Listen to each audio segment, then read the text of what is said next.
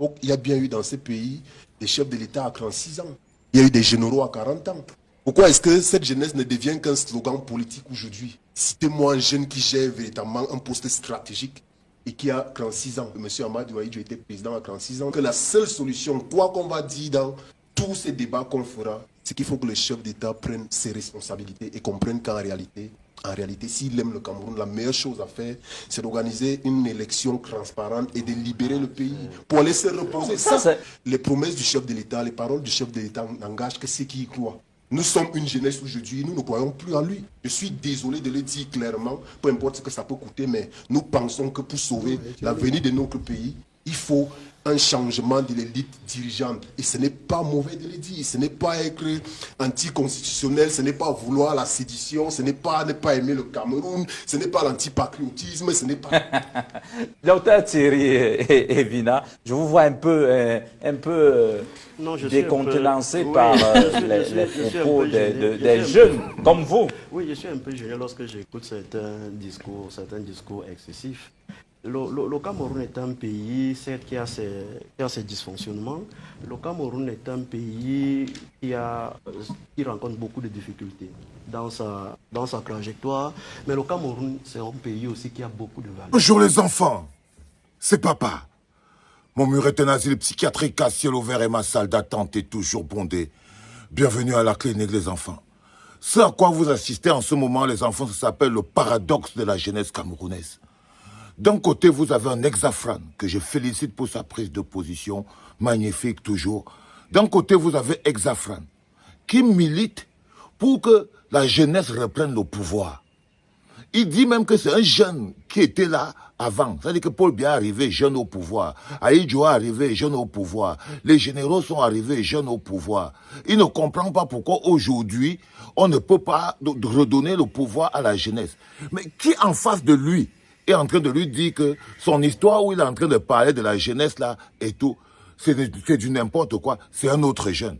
Sauf que ce jeune-là, c'est un défenseur du RDPC. Donc en face d'un jeune du RDPC, qui est tout aussi jeune, qui est face à un autre jeune qui n'est pas du RDPC et qui lui trouve que non, l'autre jeune du RDPC qui pense qu'il faut mettre maintenant les jeunes au pouvoir et tout, il a tort. Je vous le dis toujours. Pour qu'une poignée de grabataires, une poignée de centenaires prennent en otage une jeunesse dynamique, il faut qu'elle se serve d'autres jeunes pour pouvoir faire le travail. Ça, c'est la chose qui est la plus importante. Mais cette capsule me permet de vous remettre en solution ce que je suis en train de vous dire tous les jours. La jeunesse n'est pas un programme politique. Et dans la bouche et dans les paroles d'Exafran, on peut prendre tous les éléments qui démontrent que la jeunesse n'est pas un programme politique et mettre un jeune au pouvoir au Cameroun a toujours été un problème. C'est-à-dire que ce n'est pas comme si on n'a jamais mis les jeunes au pouvoir. On a vu ce que ça donne quand on met les jeunes au pouvoir. Quand on les met au pouvoir, ils ne partent plus. Ils condamnent le pouvoir à vieillir et à mourir avec eux.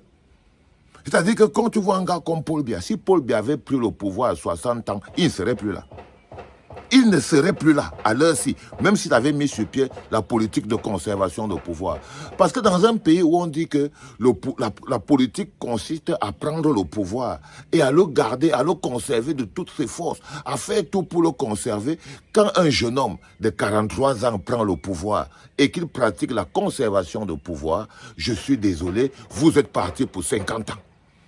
Quand Paul Biya a pris le pouvoir, il était jeune. Nous voici dans la situation où on est. Je vous ai montré la vidéo d'un vieux général Meka. Ça va faire plus de 30, 60 ans. Il est là. Il est entré là, il était jeune. Quand vous voyez Kavaye Yege Djibril, quand il est entré à l'Assemblée il y a 31 ans ou combien d'années et tout, il était jeune. Quand vous voyez Kavaye, il est entré, il était jeune. Donc le principal problème, c'est pour ça que c'est un paradoxe que vous n'arrivez pas à capter.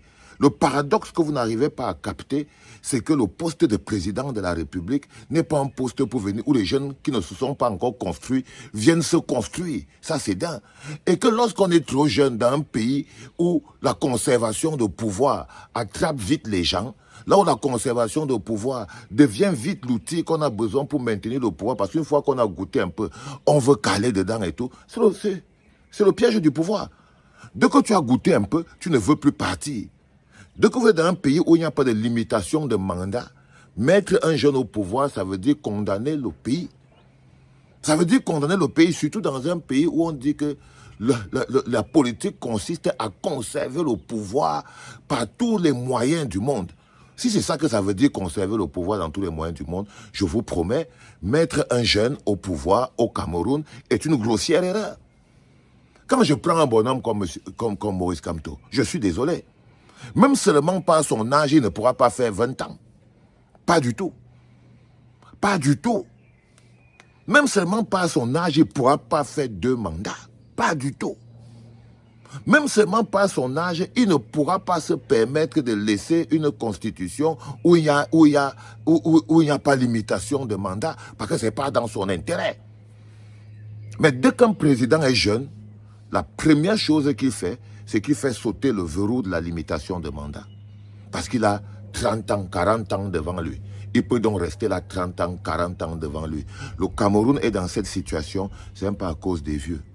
C'est à cause des jeunes qui ont pris le pouvoir jeune, qui l'ont conservé, jusqu'à ce qu'ils sont devenus vieux, jusqu'à ce qu'au jour d'aujourd'hui, ils ne veulent même plus partir étant déjà vieux. Mais quand ils ont pris le pouvoir, ils n'étaient pas vieux.